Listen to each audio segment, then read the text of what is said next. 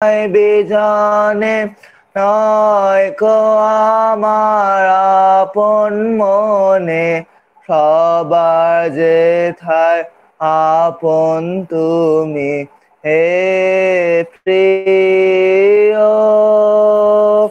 সেথায় আপন আমারো বিশ্ব সাথে যোগে যেথায় বিহারো সবার পানে যেথায় বাহু পসারো সেইখানেতে প্রেম জাগিবে আমারো গোপনে প্রেম রয় না ঘরে আলোর মতো ছড়িয়ে পড়ে গোপনে প্রেম রয় না ঘরে আলোর মতো ছড়িয়ে পড়ে সবার তুমি আনন্দ ধন হে প্রিয় আনন্দ সে আমারো বিশ্ব সাথে যোগে যেথায় বিহারো সেইখানে যোগ তোমার সাথে আমারো বিশ্ব সাথে যোগে যেথায় বিহারো Okay, sorry for the horrible singing. Now we move on to our lectures. First we come to Obhuday Boshu, who will deliver a lecture on video games and war.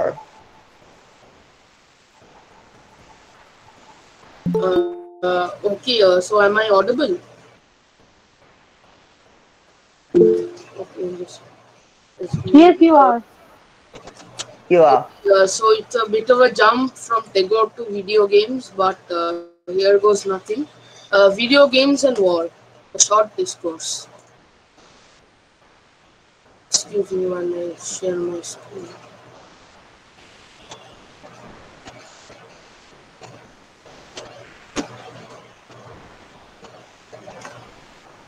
Believe it or not, video games have been around for a very long time. The first so-called video game was created back in 1958, a simple table tennis simulator called Tennis for Two. Since then, hundreds of games are released every month, and the video game industry is one of the most profitable industries in the world. In fact, it is larger than the movie industry as well as the music industry combined. Today I will talk about the correlation between video games and war. Video games can be divided into two types, shooters and war games. Shooters try to recreate the violent, action-fueled part of the war by simulating the point of view of a soldier fighting. War games, on the other hand, recreate the strategic side of the war. The tactical aspect becomes much clearer in these games. The first shooter, or FPS game, was Maze or Maze War. As you can see, it was a very primitive experience as it was released back in 1973, and it is not at all similar to real life. But for the time, it was extremely good and it was revolutionary. However, from the 1990s, FPS games became much more realistic and had better graphics. Some prominent 20th century titles were Doom. As you can see, on the left is the poster and the right is just a screenshot. And Wolfenstein 3D, same here. With the arrival of the 20th century, FPS games have become increasingly realistic with enhanced graphics and gameplay. Ultra-popular best-selling games like Counter-Strike Global Offense and the Call of Duty series sell by the millions. War games, on the other hand, are less popular. The first war game was Computer Bismarck by the company Strategic Simulations. It was a simulation of the great Second World War battleship Bismarck. Popular titles include Rome Total War and Steel Division 2. The primary focus of war-related games is to give the player an experience which is as warlike as possible. Modern video games feature an arsenal full of hundreds of different weapons the player can choose from. Most of these weapons are authentic and used by actual militaries all around the world. And not only guns, the players can use grenades, smoke grenades, flashbangs, as well as rocket launchers and machetes and so on. Video games set in the past include contemporary weapons and equipment. They are not shooters per se, rather they have a plethora of different names. For example, games set in the ancient Greek and Roman period are called sword and sandal games. So evidently the authenticity of these games is unquestionable. Some of these even incorporate the movement techniques used by modern real-life soldiers in the games, such as strafing, which is moving side to side while shooting, which makes the soldier a harder target to hit. The next aim of most games is to create a story or warlike environment. Many such games, such as the original Call of Duty, which was released in 2003, and Battlefield 1942, which was released in 2002, recreate the events of the Second World War. As it is impossible to portray the entire war in a game, the player usually controls several different soldiers in different situations. For example, in 2008 Call of Duty World at War, the player controls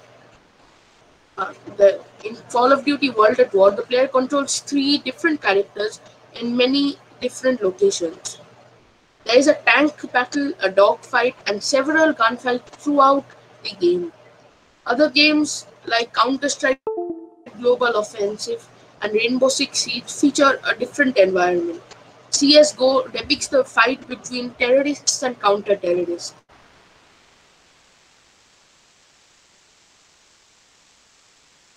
Call of Duty Advanced Warfare and Infinite Warfare, which introduced an upgraded arsenal of weapons and a much more futuristic environment. For example, Call of Duty Infinite Warfare takes place inside a spaceship, which is on a mission to outer space. Some games have early modern, medieval, or even ancient settings, while others are set in an imaginary world, like Middle-earth Shadow of War, which is set in J.R.R. Tolkien's Lord of the Rings universe.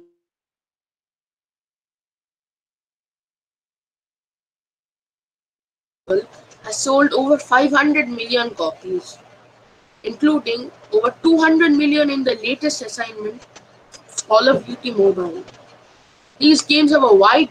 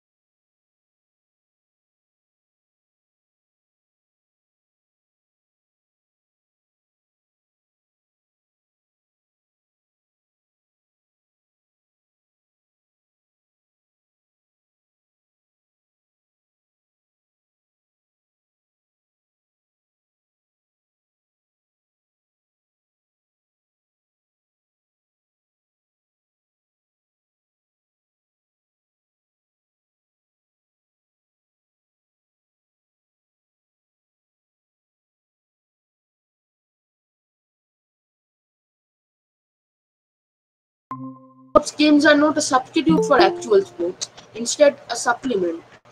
You can blow up a tank in a war video game, but you absolutely cannot do that in real life unless you are the soldier fighting in an actual war. I hope not. In the case of, say, football, you can score a goal in the game as well as real life, so the thrill is kind of absent. This fact takes some of the thrill out of video games like sports as opposed to war games, where you have the thrill of doing something you are generally unlikely to do legally in real life. Also, I think that Indian characters and wars are very realistic.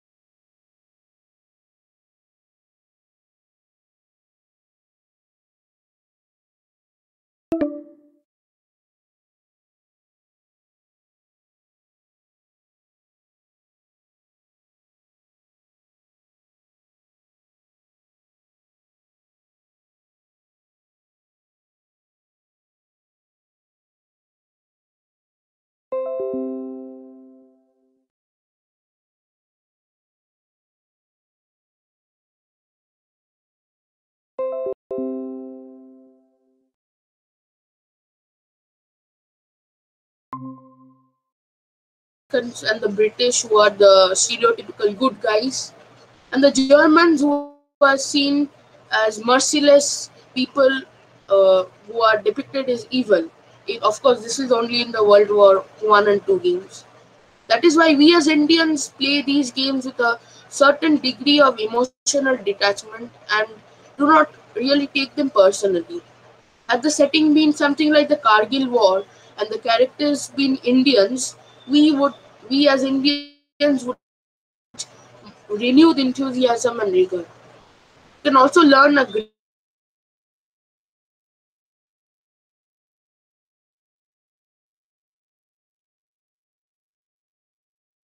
watching Indian characters used in the war, and most importantly, the condition of the soldiers who are fighting the war, which I believe you cannot learn from a textbook.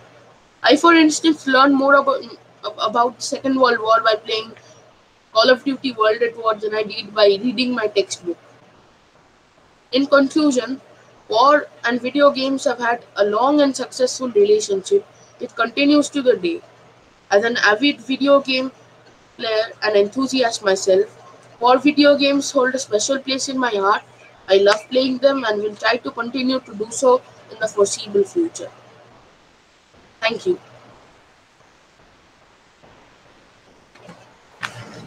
What do I say? Sadhu Sadhu? Anyway, that was a fine lecture. Now we move on to Kritika Chakravorty, who will deliver a lecture on history of English music and songs and its impact on lifestyle. Kritika. Good morning. Today I'm going to talk about history of English music and songs and its impact on human lifestyle. History of English music and songs. Music is a river bounded with melodies and life. We all love music, but the way people changes, music also changes. The way we live, we survive. Our choice of music reflects those things. From the beginning of time, things changed, people changed, and also their choice of music and artistic point of view also changed. Today, I'm going to talk about the history of English music and songs. From the birth of English language, the language changed a lot. Thus, the music and songs were also changed. But however, one thing is seen in every period of time. In English songs, there were always two kinds of music, divided by the social status of human. The two kinds were secular music and sacred music. Sacred music were for elite class and for church uses, but almost everyone can hear and sing and compose secular music. English music is divided in five different timelines, and they are: the first one is medieval period, the second one is Renaissance period, and the third one is classical period, fourth one is romantic, and the fifth one is the minimalist period.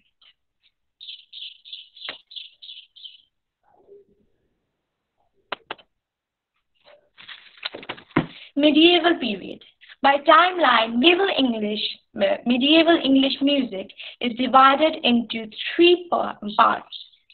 The first one is Gregorian chant period. The second one is Ars Antiqua, which means the time period between 1100 and 1300. And the third one is Ars Nova, the music of 13th century. The Gregorian chant. The Gregorian chant was a type of chant people used to sing during their prayers between 350 to 1100, which was in the early medieval. The Gregorian chant has a very monophonic structure, which means that there was just a single melodic line in the whole song, and people back in that time used to sing songs that were made of just one line. As example, the Gregorian chants were kind of like this. They sounded like this.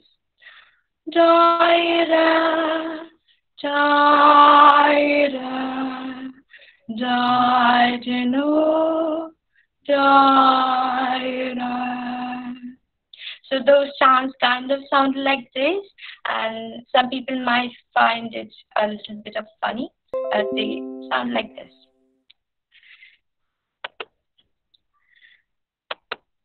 Now, Ars Antiqua, songs and music of 1150 to 1300.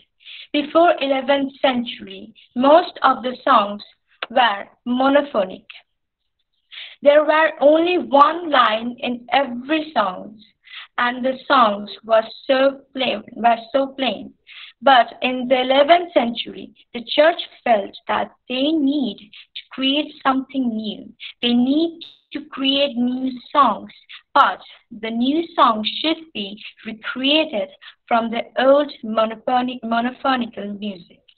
So, a music composer of that time, whose name was Leonin took all those old songs and he basically just recreated them.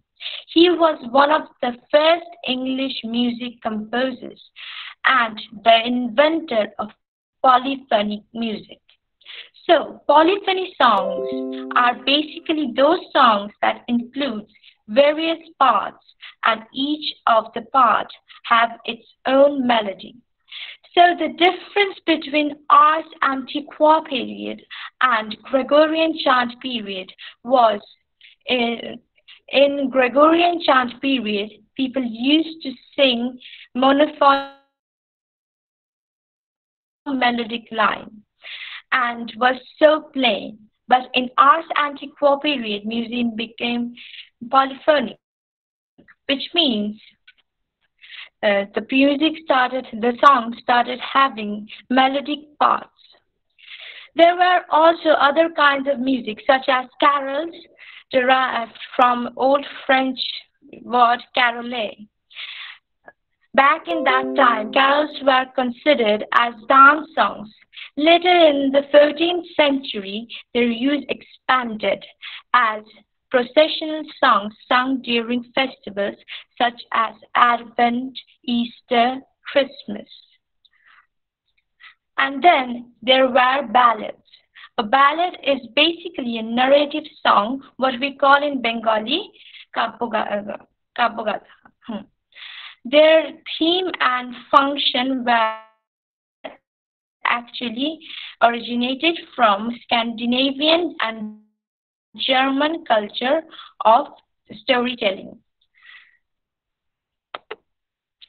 Ars Nova period. Ars Nova period was the 13th century. English music and songs were often referred as Ars Nova. In this period, music became more and more melodious, and the number of secular songs and music were increased. Okay. A famous French poet and composer named Guillaume de Montchamp composed a lot of songs, and those songs were both sacred and secular. He did a lot of work on secular music. In short, Guillaume de Montchamp was the main composer of that period. He was the face of Ars Nova, or 14th century music. Now we're going to talk about the Renaissance period. So the Renaissance period was from 1300 to 1600. In the Renaissance period, humanism entered the enchanted world of music. People started singing songs about love and humanity rather than God and prayers. Secular musics were gaining fame and were rapidly spreading through humanity and love. Famous German poet and priest Martin Luther took a very important part in the advancement and development of secular music. The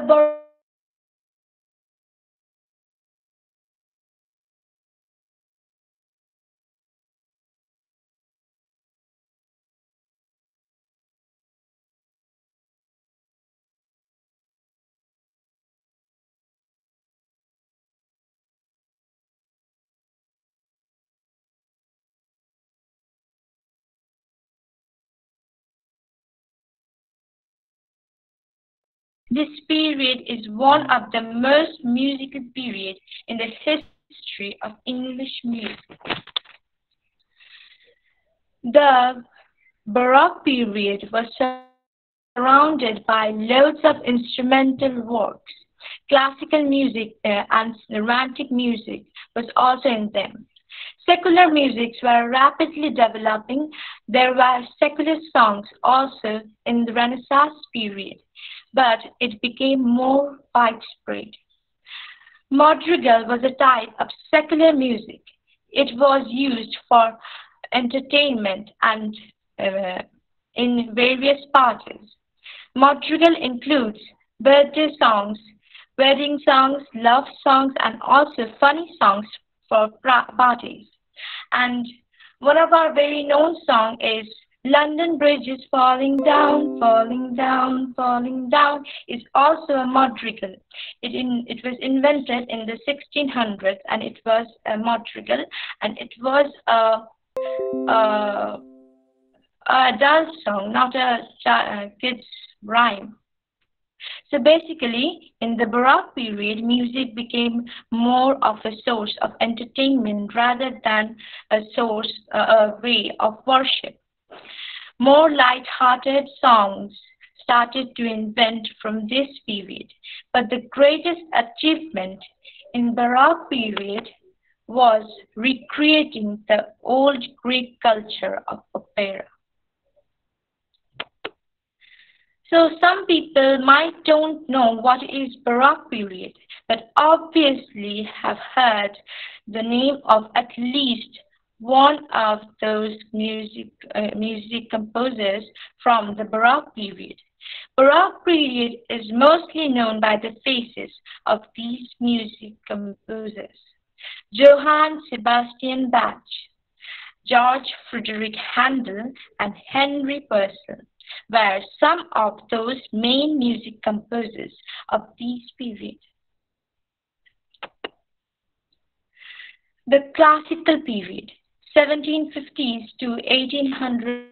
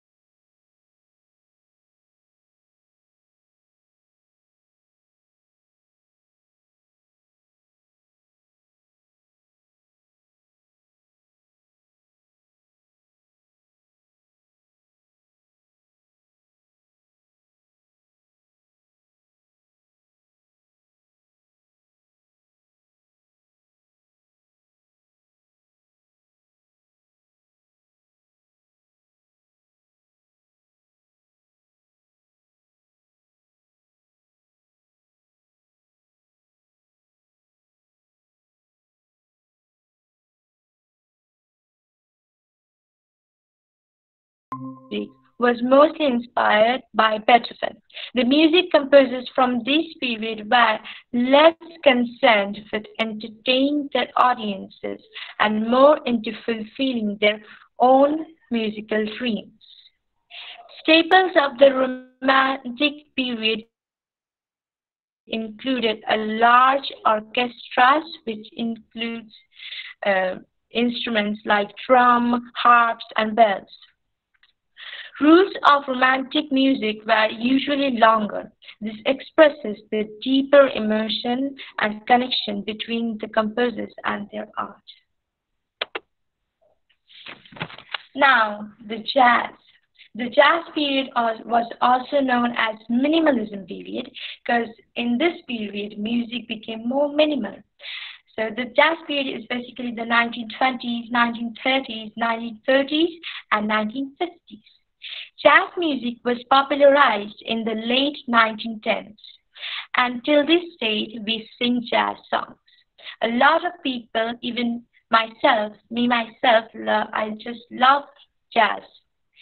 Back in 1910s and 1920s, jazz was just a modernized form of Victorian music and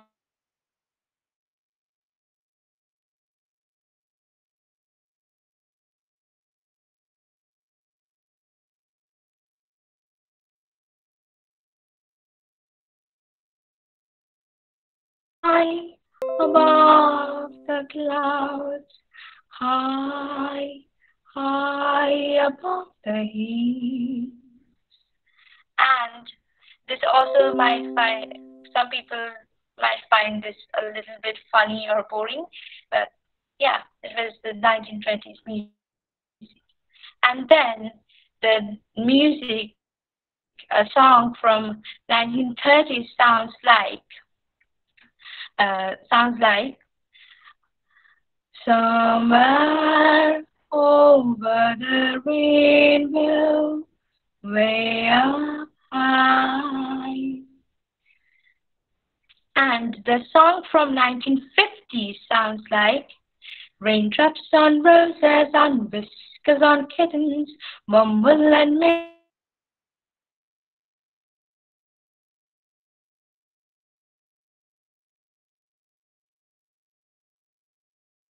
So the songs in this period basically became minimal and were basically becoming more and more minimalistic. Because in those 1920s, we saw that the songs were more high pitched, and in the 50s, they became more and more minimalistic. So I finish.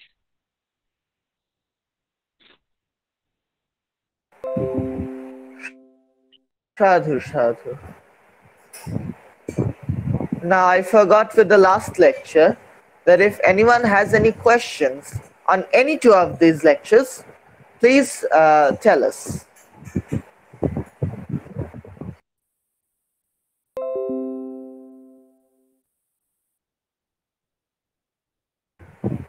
Do I take the silence as no questions? Okay. So now we move on to Manjari Chatterjee, who will deliver a Saurabh, lecture kindly on. kindly see the chat. Hello. Kindly see the Oh, chat box. Yeah, Budharan Manoj. yeah, Bodhayan has a question. Bodhayan,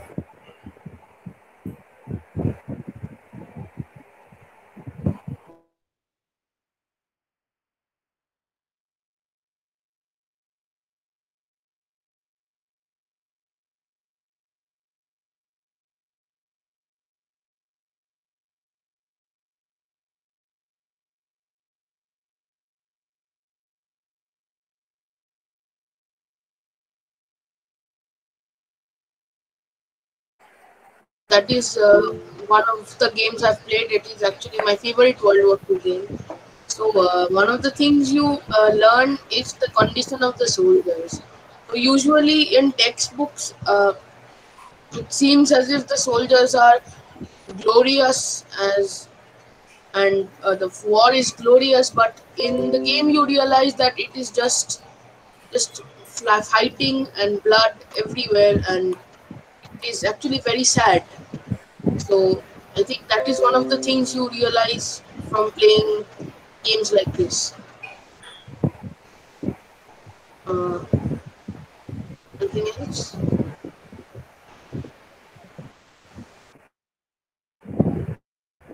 okay. Any more questions? Does that answer your question, Mutharu?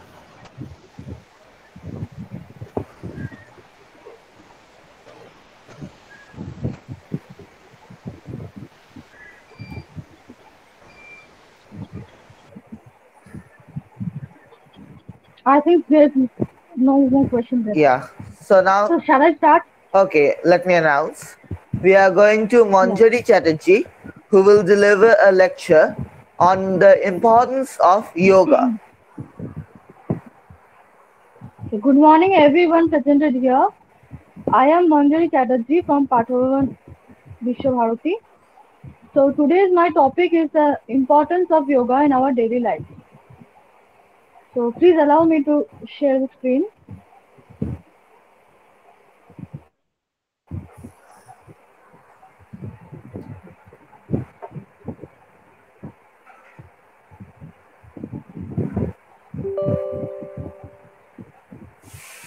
Sean, can you see it? Yeah. Okay. So today's my topic is about the importance of yoga practice in our daily life. Before switching to that, uh,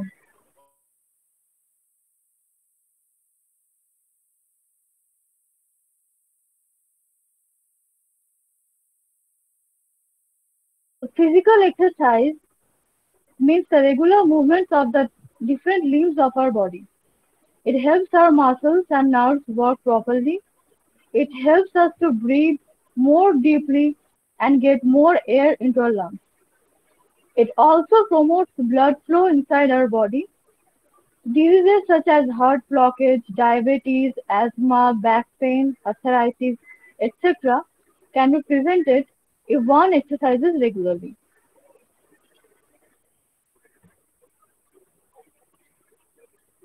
So here comes a question that why did I choose yoga as my topic and not gymming or any other physical exercises?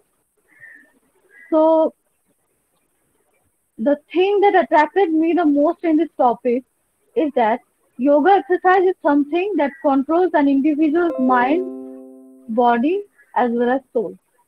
It brings physical and mental disciplines together and helps to achieve peaceful body and mind.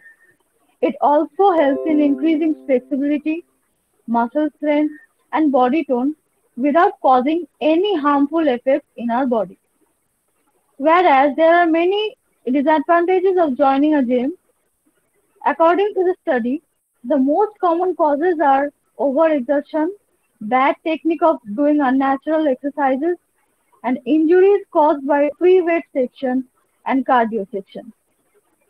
So as we can see, it is far better to practice yoga instead of joining gym if your goal is to stay fit.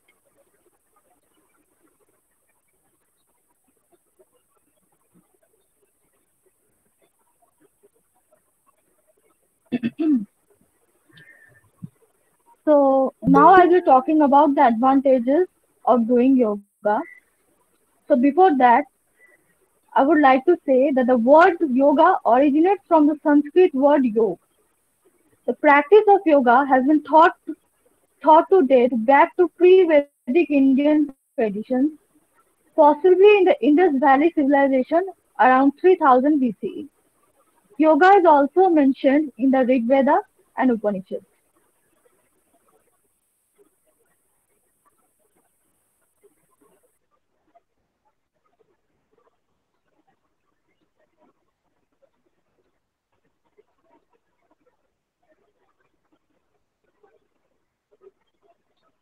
So, as the time is quite limited, I will talk about only the basic and the most effective yoga poses that are easy to perform. So, first goes Tadasana or the mountain pose. I hope you can see the picture. So, this pose teaches one to stand with majestic steadiness like a mountain. It involves the major groups of muscles and improves focus as well as concentration.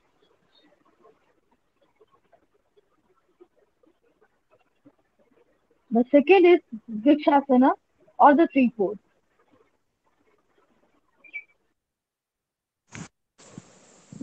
Uh, this pose gives you a sense of grounding. It improves your balance and strengthens your legs and back. The picture below shows the pose.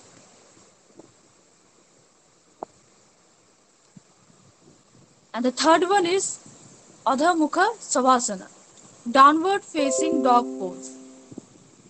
This pose stretches hamstrings, chest, and lengthens the spine, providing additional blood flow to the head.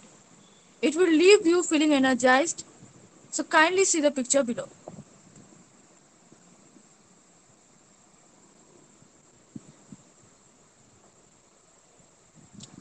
So the fourth one is Trikonasana or the triangle pose.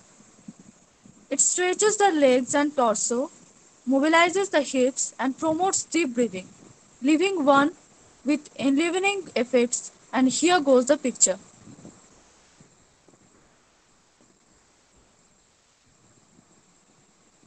Sean, am I audible? Yes, you are. So the fifth one is Kursi Asana or the chair pose. This is an intensely powerful pose that strengthens the muscles of the legs and arms. It builds your willpower and has an energizing effect on body and mind.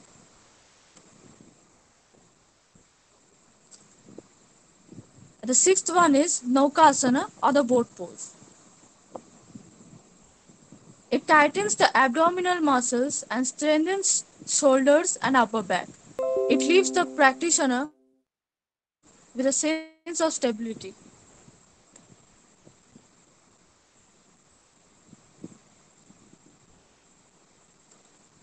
So the seventh one is Bhujasana or Cobra pose. Sorry, Bhujaga Asana or Cobra pose. This will strengthen the lower back muscles while cushioning the spine, triceps, and opens the chest to promote the inhalations. It also increases the flexibility of our body. So the eighth one is Paschimottanasana. This asana helps in improving the flexibility of the hamstrings and hips and strengthens the spine. So this one is quite interesting. You will look like an infant when you will perform this. This restful posture helps let go and surrender. It restores vitality physically, mentally, and emotionally. So, last but not the least, Sukhasana. So, Sukhasana is a comfortable position for pranayama and meditation. It gives the practitioner a centering effect. Apart from all other asanas, this asana takes the yoga practice beyond its physical dimension and helps to get in touch with our spiritual side.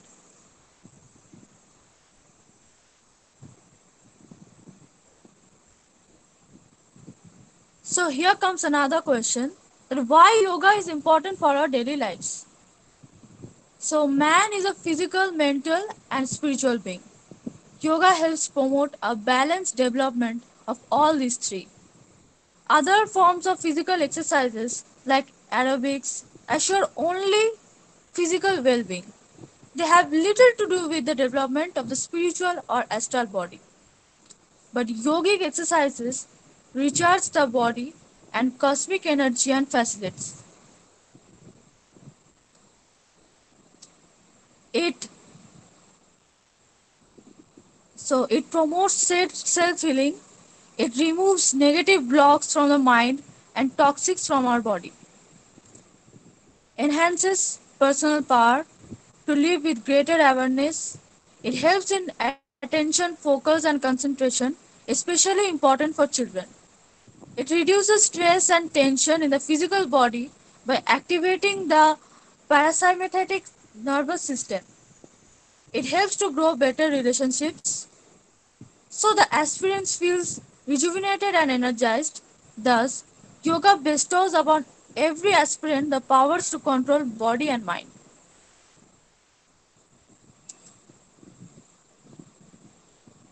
So, what is the correct time of doing yoga? So, the very best time to practice yoga is first thing in the morning before breakfast. Upon waking, empty the bowels, shower if you wish, then commence the day with a regime of yoga practices. The second most conductive time is early evening around sunset. So, thanks for watching my presentation, and please do comment below if you have any question regarding this. Thank you. Sadhu, sadhu. So we have a question. Please suggest something for aged people.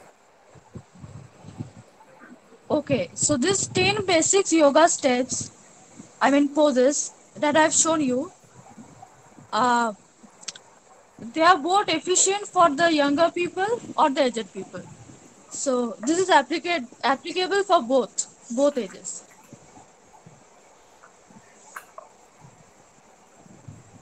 Any more questions?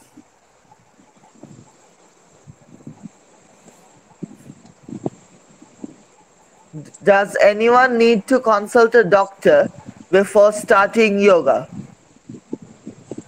Uh, um, so basically, it's not needed. But if you have any kind of physical injury, or you're sick, or if you're weak, so you can consult. but it's not necessary.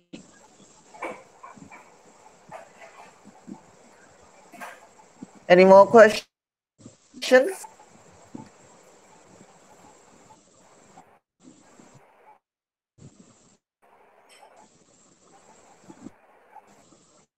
I guess no.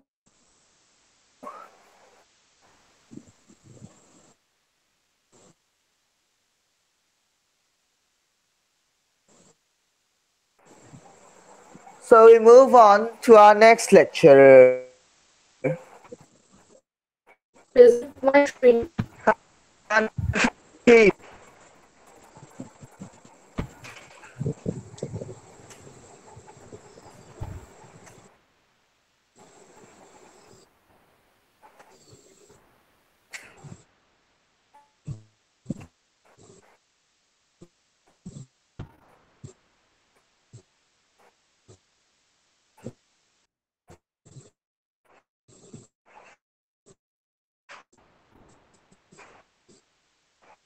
Well, all small, can see my screen. Wait a minute, listen.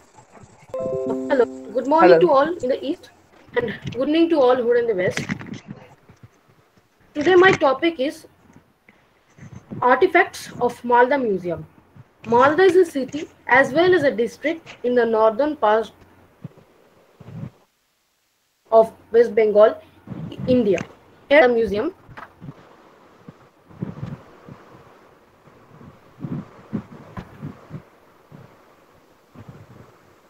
So let's start with the introductory part. Introduction. The year of establishment of this Malda Museum was 1937.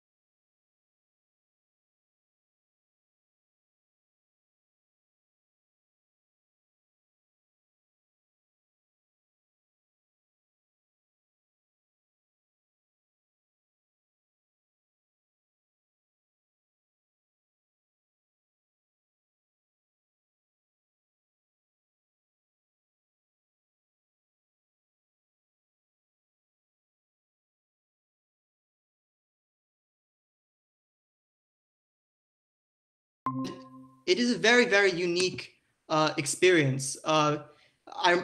Where your connection to nature, the flexibility in the curriculum, and personal creativity of students, these are all qualities that are emphasized. And I think your school is very, very unique in how the classes really focus on each student's personal strengths, how teachers connect with what you learn in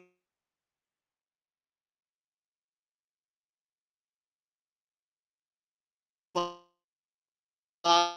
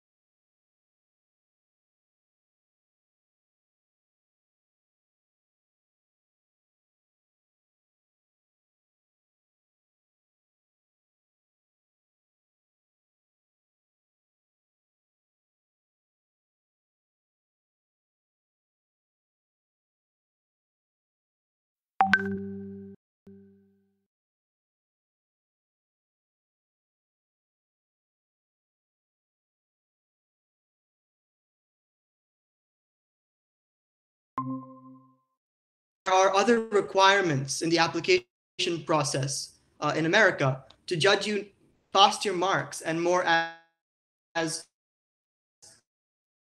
what your personal interests are, your passions are, and career.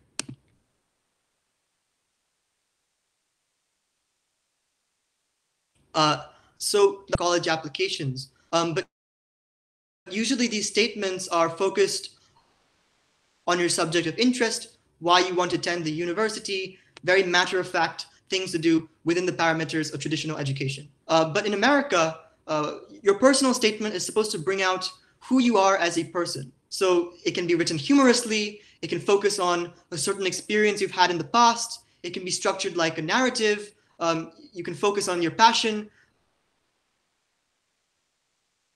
There's a lot of flexibility in how you write it because colleges are interested not just in. So this really changes the entire dynamics of the application process because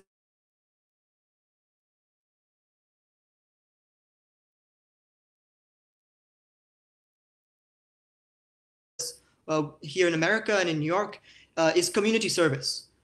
Universities want to see how good of a citizen you are and what kind of values you bring to them as people, because higher education institutions are also judged by their student body. They're judged by what they're bringing out in their human beings, and so in order to be a good student, you must also be a good person. So community service is a requirement for graduation here, and I think that's a unique part of judging your worth as a student.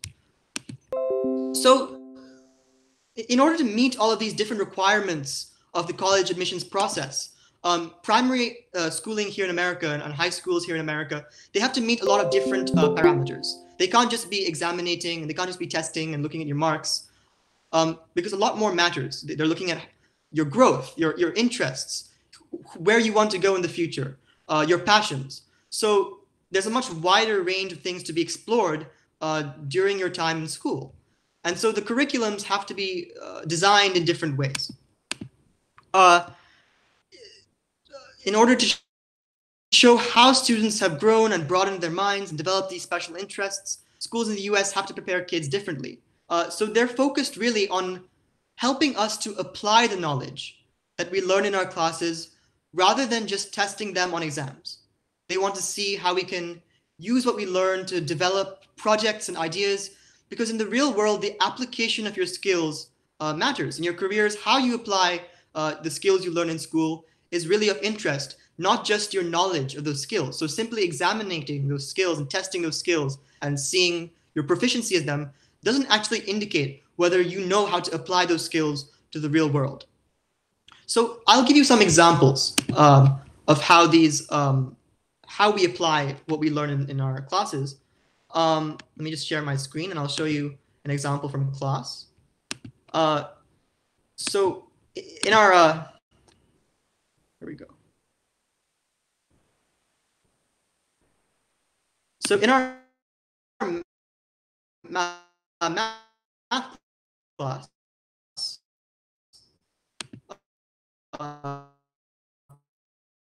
we have, when I was in math class last year, maths, we had a project in the third semester, and the first whole trimester will be done through the lens of a project analysis. So we had to apply the skills we learned in algebra and apply the skills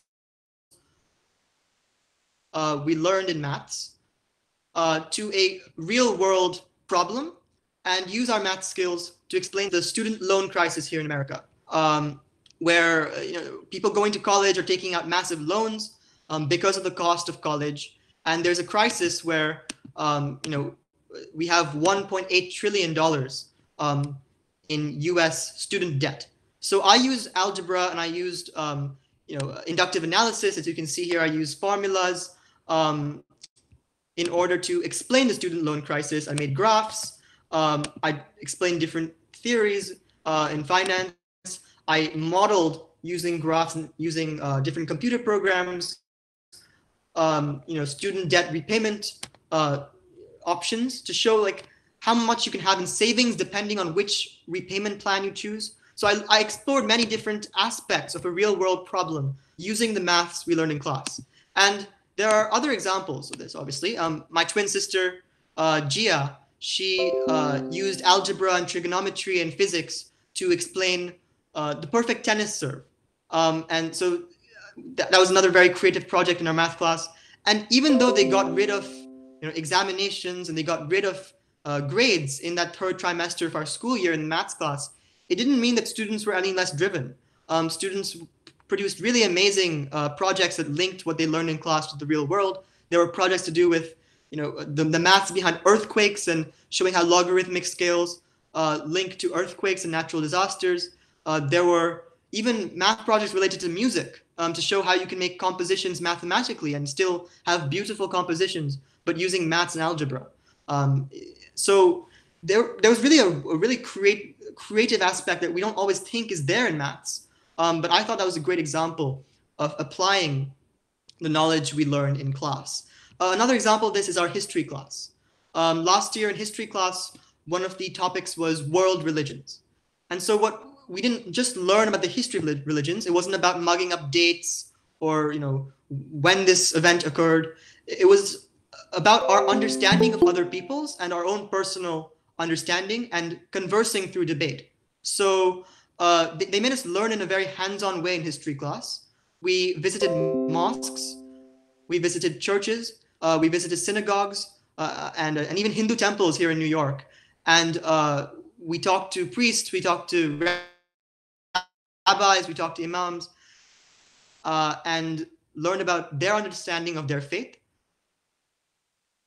But then when we returned to school, it wasn't about memorizing the tenets of those faiths. It wasn't about memorizing the Bible. It was about what you learned and your own understanding and your own opinions of these religions. And so naturally, if you encourage conversation and debate, you're going to have a wide range of opinions. And teachers encourage this. All the teachers are there for is moderation. What is education if not a discovery of your own views? And so I think that was a really brilliant unit they did at school for us, where we really learned about other people, but we also learned how to articulate ourselves and use our knowledge to build opinions and analyze things clearly. So these are just examples in my school of how they prepare us for success in the future. How exams are a piece of it, but your growth as a person, your own ideas, your passions are also emphasized through the curriculum directly. And I think it's different than what we see in India, not in Shantiniketan, obviously. Shantiniketan has a very unique system, very liberal system that emphasizes art and nature, and also, just a very liberal education system. But in the rest of India, I have friends in Kolkata, in South Point, and DPS who are, taking exams all day. And even in India as a whole, exams are a big part. I'm not obviously saying to abolish exams.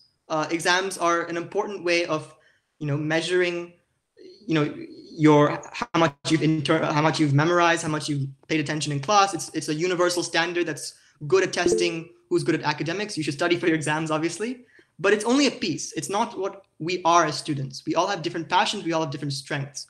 Now, the American system has many drawbacks as well, and I'm critical of those drawbacks. I think that they're there in the American system. It's by no means perfect, but I think it does a very good job of emphasizing different aspects of students, and the rest of the world has something to learn from it.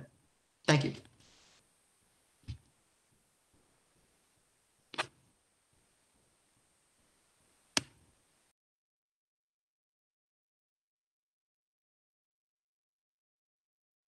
Shrayan, are you there? Shrayan, Chotu, you're muted. Sorry, I was muted. Okay, so Obhuday Basu has a question. He says that, do you think that competition enhances the performance and knowledge of a student? If all competition is removed, don't you think that the overall effectiveness of schooling will be reduced? So competition is obviously an important aspect of life, whether it's economics or personal growth. When there's an incentive to compete, as human beings, we like to do better and better. But I don't think it's the only aspect, and that's my point here. I don't think we should get rid of exams. However, we should have more to. There should be more.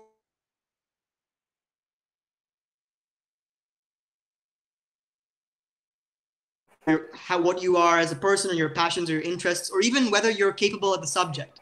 All they test is whether you've memorized certain things, and that's not truly being a good student.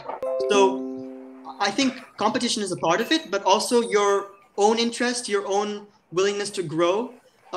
When you're given flexibility, you have more room to grow, I think. And so I think we have to do more than just examine it.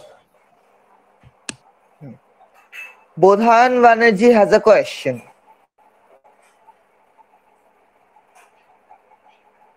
Wait, he is writing.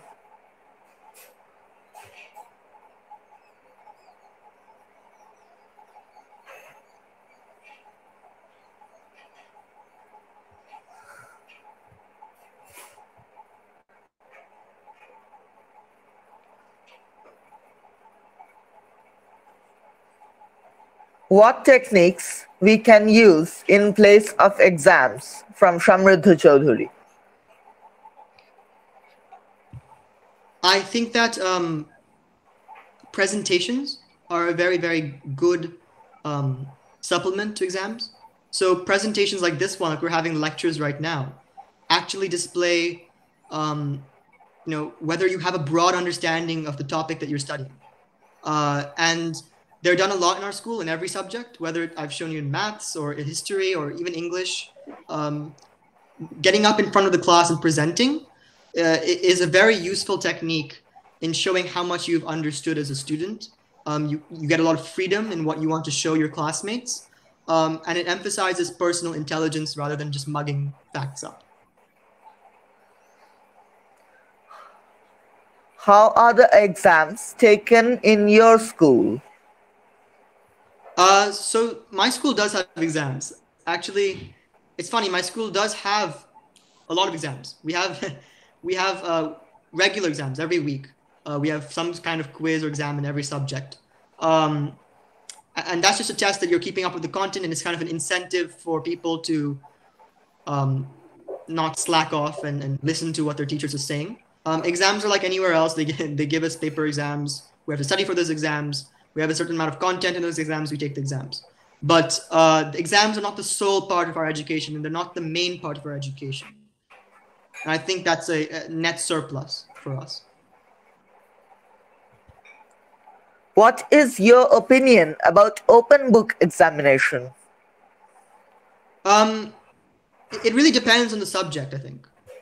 In our school, I've taken open book examinations before in English, for example, where we're asked to sometimes write essays in class as our exam. And we do it based on literature or based on a school book. And that's open book because you're looking for quotations in the book to support your argument. So that's open book. In history, sometimes also we have open book examinations because it's a lot more about analysis and not just the dates, but your analysis of history and your understanding of history and providing evidence for an argument. So in those subjects, I think open book examinations are very useful.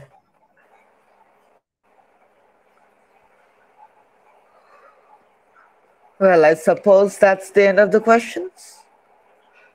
Oh, here we have. A person may have passion on a offbeat subject, but it may not always be future-proof for the students. By future-proof, I mean jobs and stuff. So it is always an advantage after all. So, first of all, even within traditional subjects, right, that get you a lot of jobs, whether it's science, whether it's maths, whether it's English, or whether it's history. I think examinations cannot be the only means of determining whether you're good at that subject. And I think what solely focusing on exams turns us into robots. They don't turn us into human beings. In order to be truly proficient at a subject, you have to have an understanding beyond just the facts and figures your teacher has taught you. You have to have an understanding based on application, based on, if it's history, based on developing your own opinion. If it's math, based on applying that math to real world problems to solve. If it's science, to apply the theories you're learning in class in physics and chemistry to real world phenomena. So yes, you're right. Passion in offbeat subjects where you're not necessarily good at might not lead to future careers. But even within the subjects that we learn in school, even if we look at the subjects we learn in school, there has to be more to our understanding than just acing exams. I think exams help us to prepare better, as they help us to understand our capabilities. Manjari Chatterjee. Exams are very useful. I don't think we should get all these kind of subjective ideas like passion and interest and who you are as a human being. There's not really a level playing field to compare people,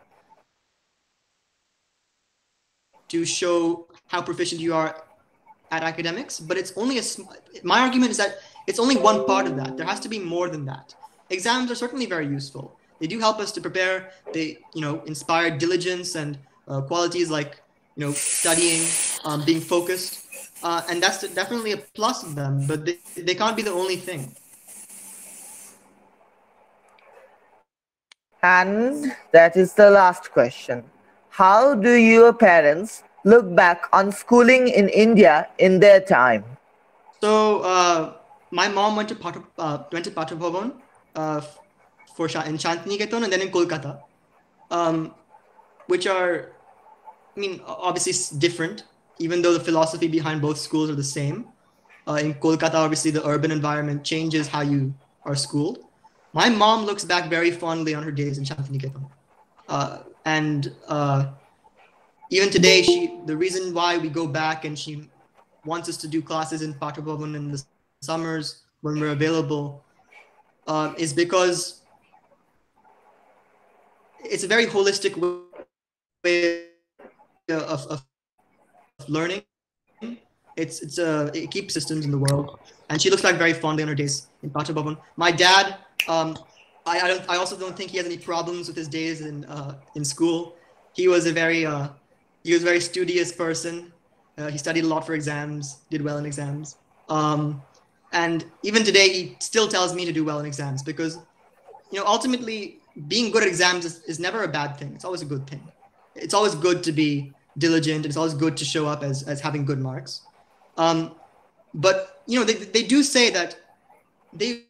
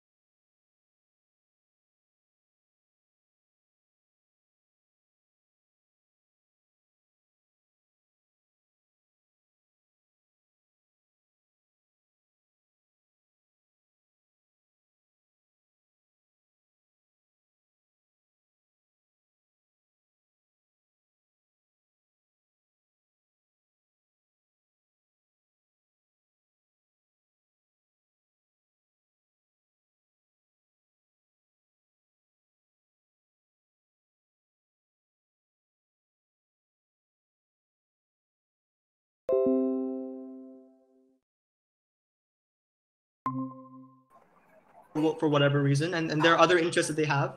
Some people are good at a certain subject, but the exams are not showing their full interest in that subject, not showing their varied interests in that subject, showing their opinions, their ideas, how they think through things rather than just memorize. Exams should certainly exist. They should certainly be factored into your university application process. But I think introducing things like personal statements, like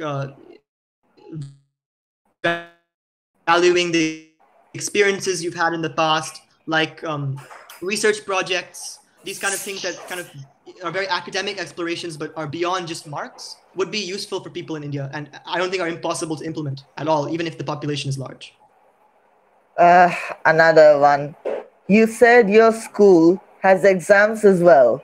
So how much time you have to give for books to score well? At the end of the day, you have to read books, I guess.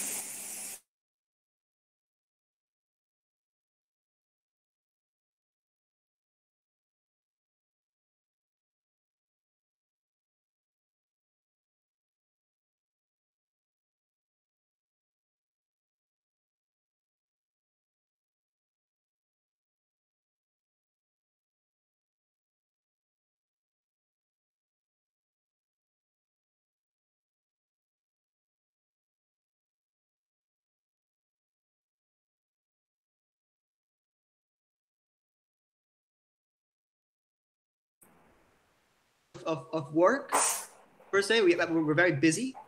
We do give time to studying for exams, obviously, because those are important, and we have them every week. So there's no absence of exams at our school. We take exams every week. We take finals and those kind of things.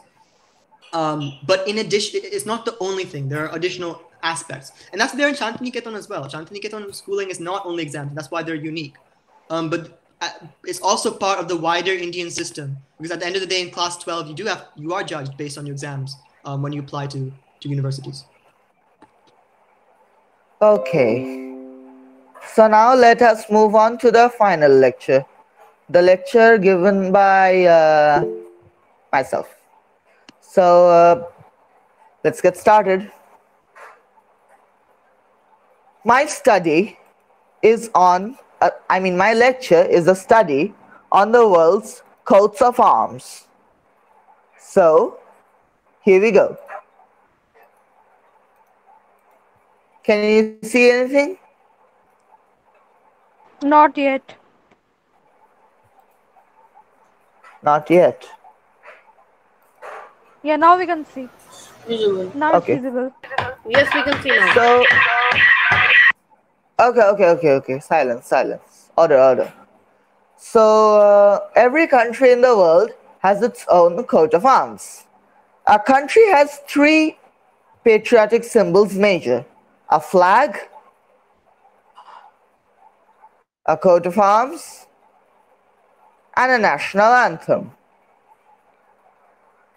The coat of arms date back to the medieval times, where knights would bear their seal on their actual coats. And since then, the coat of arms has become a country's official logo.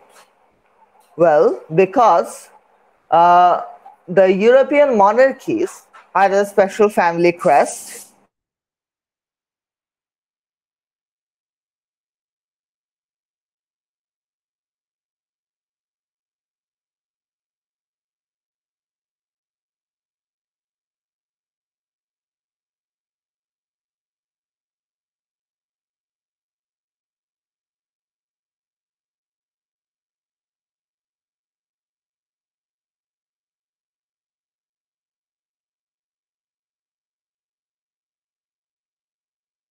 Shield. Many countries in Europe still have only a coat of arms with a shield, sometimes with a crown, like Hungary, Andorra, Czech Republic, as well as the former Czechoslovakia, Greece, Estonia, Croatia, Denmark, and so on.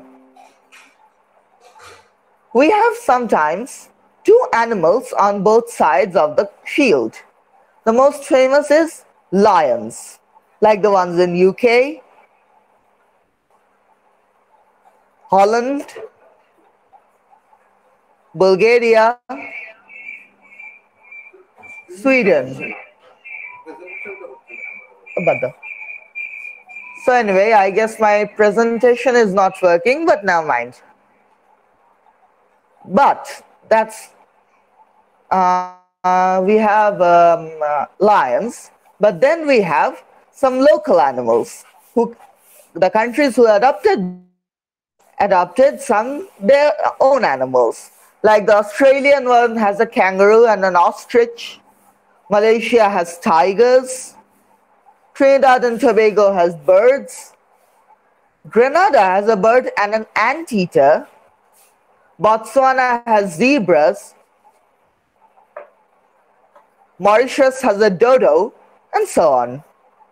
1 second.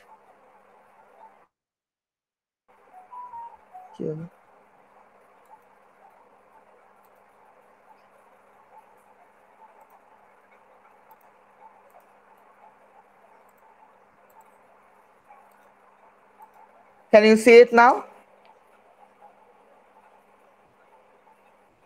No.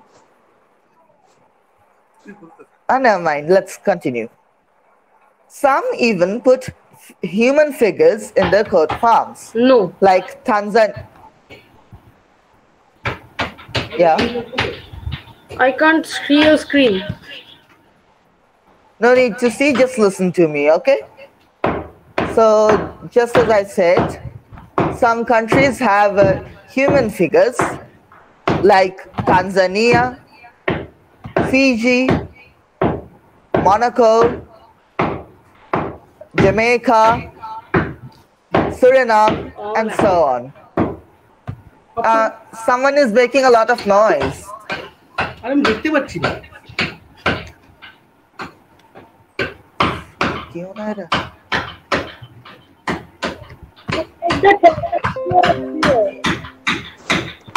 Somridha Chaudhary, kindly mute your Please microphone. keep quiet. Okay. So now we come to East European coats of arms, who use sometimes eagles, which dates back to Holy Roman times from Charlemagne, who adopted it from the Roman Empire. And the country still using the eagle is Germany, Austria, Poland, Albania, and so on.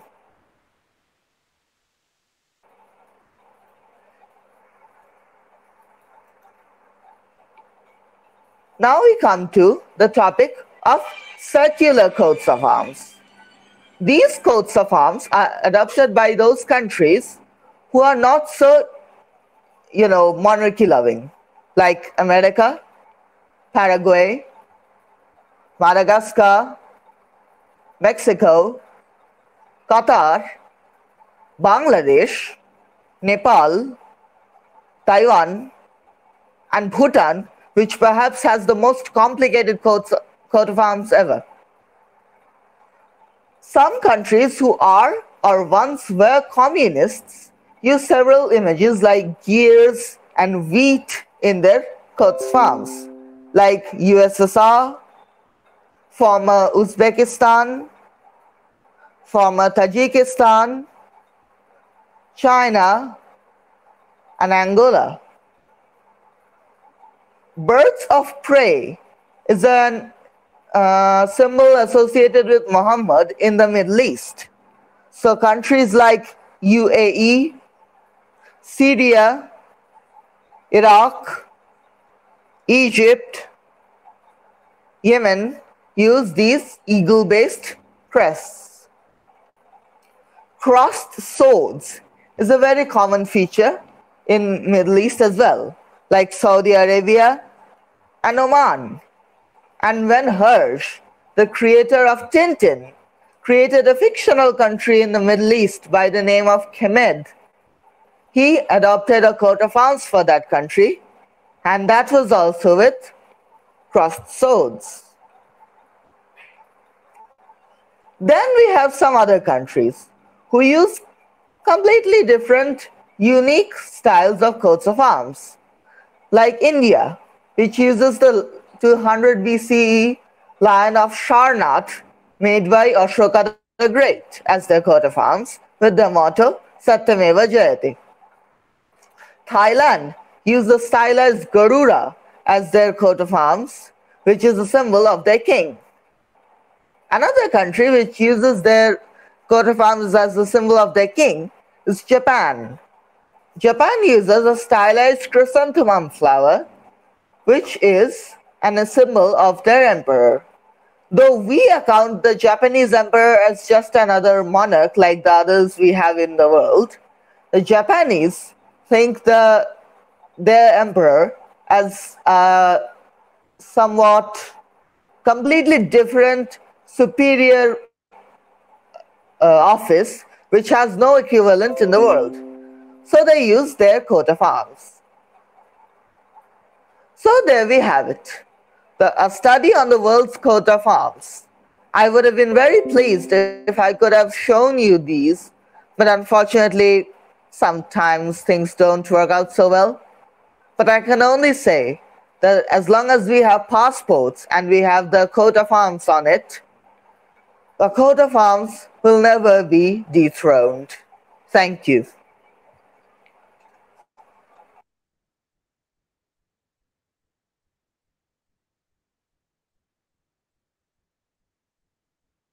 Sadhu, sadhu. Any questions?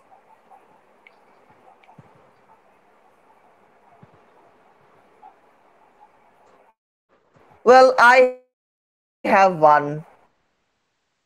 Why was that drum being played? Why? Maybe it was to encourage you.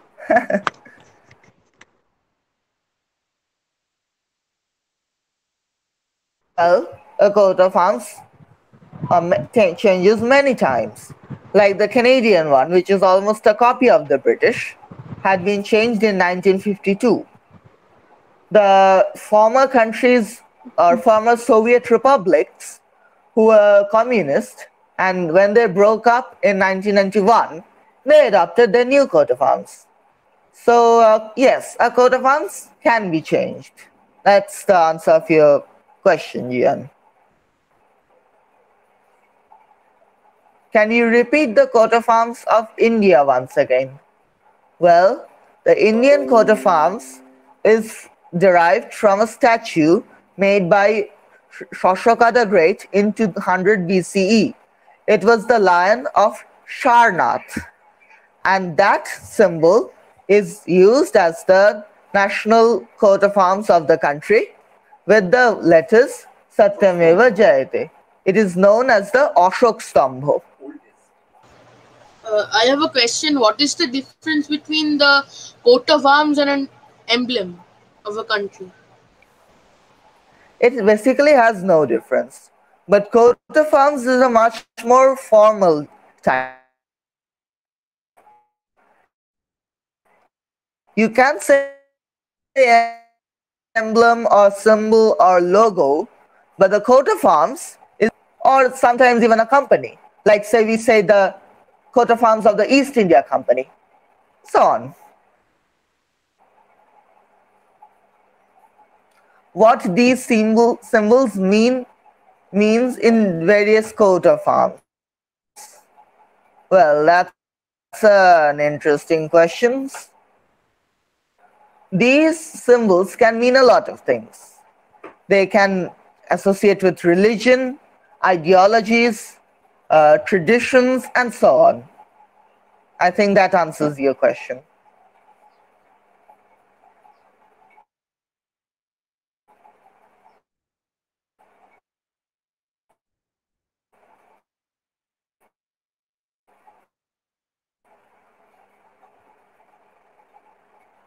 Now, as the chair, I would like to thank everyone who participated in the lectures, especially the ones who delivered lectures. And now it's 9:41 in India, so I think it's time we ended the seminar. I would ask Manjari Chatterjee to sing a song by Tagore, after which I will declare the closure of today's seminar. Manjari.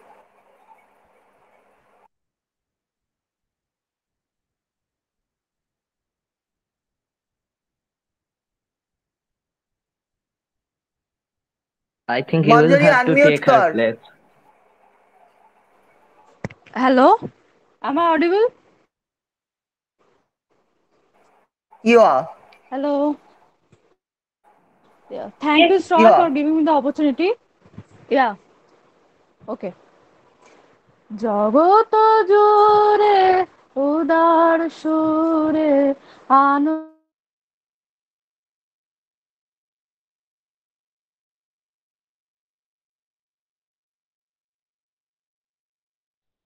গান বাজে সে গান কবে গভীর রবে বাজিবে হিয়া মাঝে জগত জোরে উদার সুরে আনন্দ গান বাজে বাতাস জল আকাশ আলো সবার কবে বাসিব ভালো বাতাস জল আকাশ আলো সবার কবে বাসিব ভালো হৃদয় সভা জুড়িয়া তারা বসিবে নানা সাথে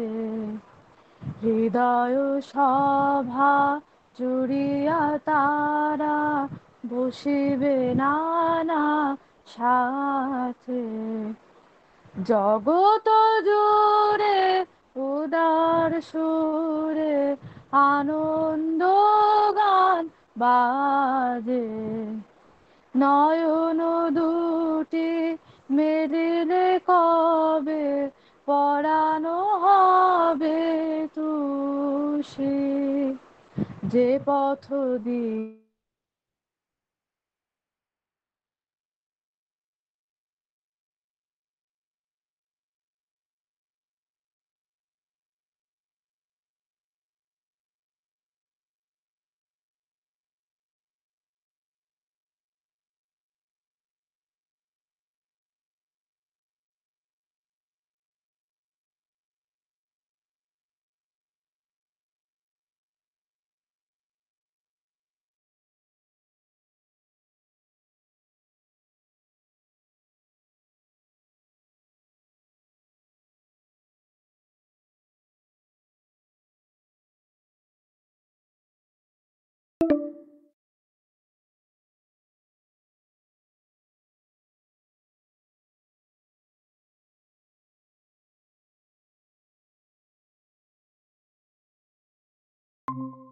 নিবে সব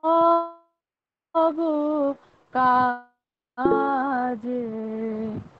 আপনি রবে তোমারি নাম, ধনিবে সব কাজে। জগত জুড়ে উদার সুরে আনন্দ গান বাজে, জগত জুড়ে উদার সুরে আনন্দ গান বাজে। নমস্কার।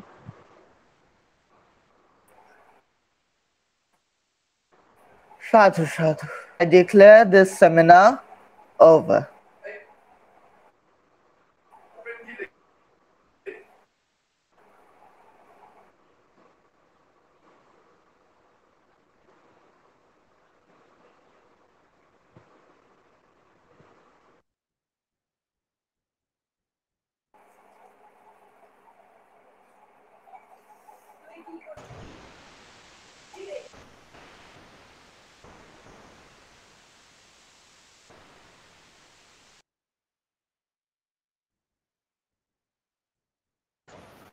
Thanks, Chotu. Good job.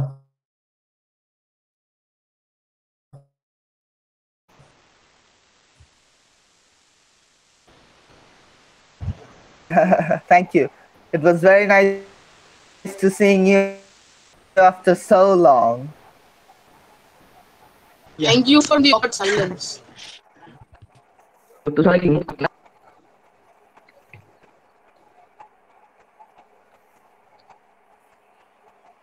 Again, awkward silence. Awkward silence.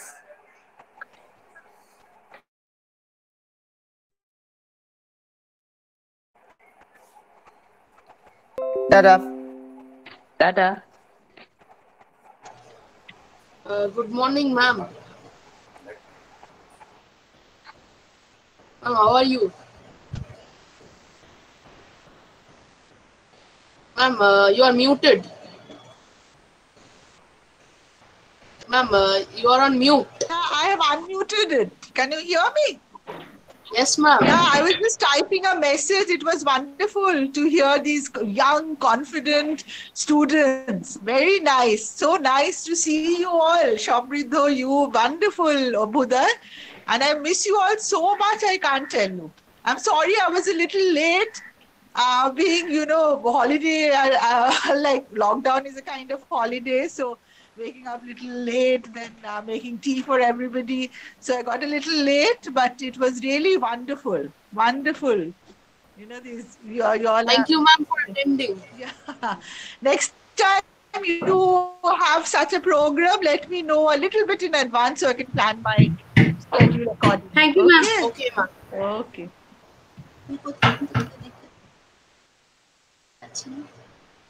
And I want to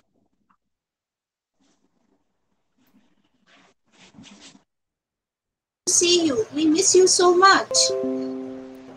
Same here. Same here. Well, and how's your as far as possible amidst this unprecedented days, horrible to be confined at home for the last 6 months. It's just terrible. But trying to keep myself happy by pursuing my hobbies, which I could not, for so many years.